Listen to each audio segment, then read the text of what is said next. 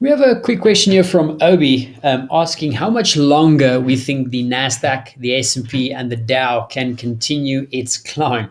So thanks for the question, Obi. I think it's a great question, and it provides us with an opportunity to discuss the importance of always remembering the bigger picture view as a trader, especially when we try to contextualize these types of price moves. Now, the first thing to remember about the big picture view is that the market can remain irrational for longer than we can ever remain solvent. And that basically just means that the market can always go much higher or much lower than we think it can or think it should go. And all of us do it, right? We always look at a price structure and we think, geez, this thing can't go any lower or can't go any higher.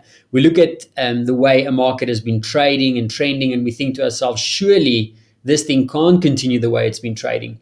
Surely we need a pullback. And oftentimes the market can just continue onwards with that move for much longer than we can hold on to a position against it. So it's always important to remember that the market can often move, have moves much bigger than we think it can and should. But coming back to the bigger picture view once again, and looking at your question about equities specifically, the second question right now is whether the moves that we are seeing really is irrational in the first place. And coming back to the first point, does it make sense for equity markets to continue moving like the way they have? And I want to show you a picture of a chart. I got this chart from the market ear, where they basically have overlaid the S&P 500 after the 2009 market crash. We had the crash and then the recovery, and then of course the 2020 market crash and now the recovery. And it's quite an eye-opener when you see it like this, isn't it? At least it was for me. And it's just, again, it's brought home that idea that the stock market isn't the economy. If we look at the economy, if we look at a few of the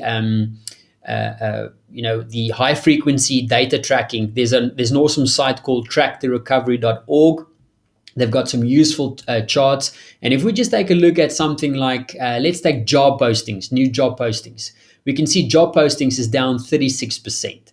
Right? If we take a look at small business revenue, for example, small businesses are very important for any economy. We've seen that recovery and it's now stalling out. We've seen small businesses open, same story there, small recovery, and now we're starting to trend down lower. Now, if we talk about employment, right, everybody is excited about the claims rate. We've seen the claims rate, the initial claims rate drop down. But remember, these are new claims, initial claims every single week. If we take a look at the claimant count in terms of the total number, the total unemployed, we're still looking at 15 million people that are out of a job. And with job postings coming down lower, with this type of downtrend, there isn't a lot of prospects for new job opportunities for these people if we just look at this data. Now, the question we need to ask ourselves is whether this matters, even matters to the stock market. The price surge in the S&P and the Nasdaq and the Dow has not really been driven by the economy.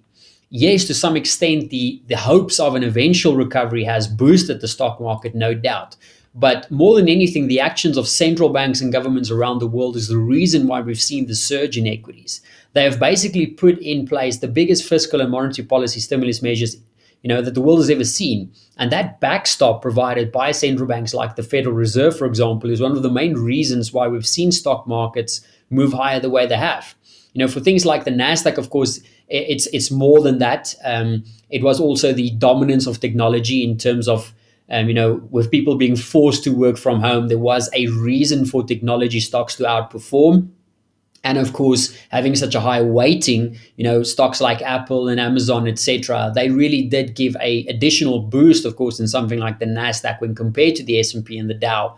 But I mean, that's easy to see those types of things now, in hindsight. If we go back to March and April and May, I didn't expect this type of outperformance in the stock market. That's for sure. I mean, not the Nasdaq, even with the tech dominance. I just didn't see that happening because I was very fixated on the economy itself. So with that in mind, there are reasons for this equity market to continue moving higher from here.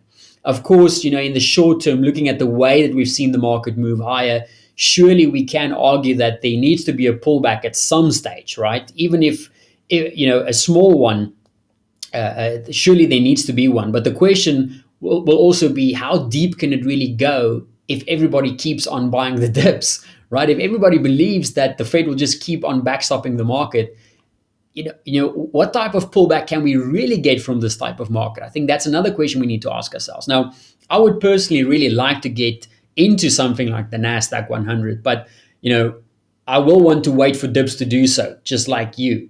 I did, just from a short-term point of view, I did buy yesterday's dip. We had a small sell-off yesterday, coming in right to that S1 pivot yesterday as well. So I took just a small scalp trade to the upside, trading it to the daily pivot. But I won't have enough conviction right now to take a trade with this small type of shallow pullback and just hold it. Because I do think that the market is due for a correction. I would like to see a pullback, but the point I'm trying to make, is that if we do see a pullback, how far will the market allow it to go? And if we do see a massive one, I mean a massive, massive pullback that a lot of people are anticipating, when that happens, will we have the nerve to get back long when we should? And that's another question to ponder as well in this type of market environment. So always keep that bigger picture view in mind, Obi, when you look at these types of moves. We had a similar thing in gold as well, right? Where so much bullish FOMO coming into gold prices. We saw it just absolutely massively moving to the upside. Now we've had a major big correction. And after that big correction, all of a sudden markets are now weary, saying that, okay, is this the end? Is this the end? Are we going to see gold trading lower? Are we going to see the same type of trajectory in gold markets that we saw all the way back in 2008 and 2009, going back all the way to 2011? Or is this the end? Are we going to see a rotation out of gold and into equities? Obviously, these are difficult questions to answer.